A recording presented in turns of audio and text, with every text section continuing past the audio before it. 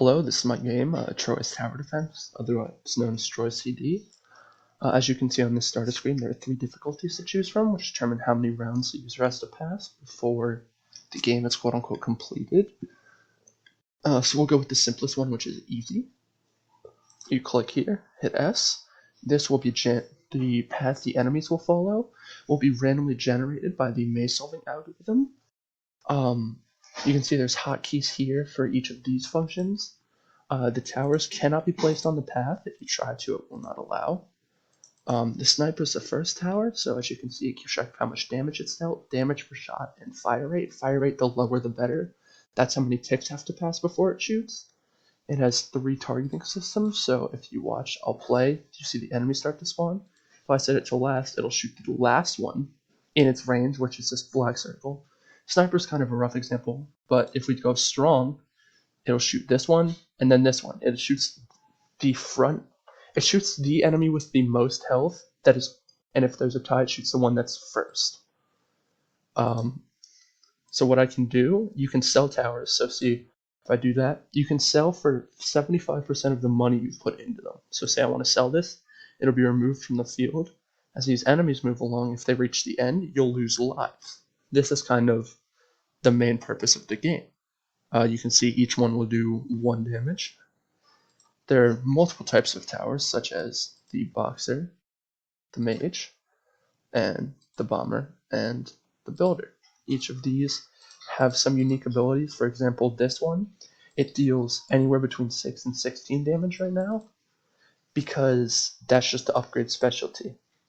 It allows you to get a random integer between those 2 numbers as damage output. This one, the mage, has a burn ability, which is essentially, if you've played other games, similar to poison, in the fact that for a certain amount of ticks, based on whether it's a small or large burn, it will deal a certain amount of tick damage, again based on small or large burn. So if it tags an enemy as the enemy moves along, we'll turn on autoplay. As an enemy moves along, it'll keep taking damage. The bomber has area of effect, which is what this is, as well as burn ability. So area of effect's interesting because it will hit anything close enough, which is generated by its area of effect stat, which you might not be able to see because our final tower is the builder. This thing builds small sentry guns.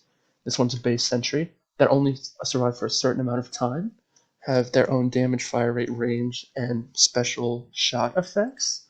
And those are all controlled from the actual builder. So he will randomly place a tower anywhere except on the path or on another tower. And you can upgrade their life, their range, and then you can see small burn if you want here. There's multiple upgrades. It'll keep spawning randomly placed sentries as long as it hasn't hit its max, which in this case is now 4 because of that 3rd tier upgrade. So what else? You can see we're on round 8. Once we hit round 10, a boss enemy will spawn. Every 10th wave is only 1 enemy. However, it is very powerful. And as you can see, these things are dealing heavy amounts of damage. Here comes the boss enemy now. You can see it is getting absolutely destroyed from these sentries. And it's dead. So essentially what's nice about this is, why is it doing? Oh no, it's just running. So that's not a bug.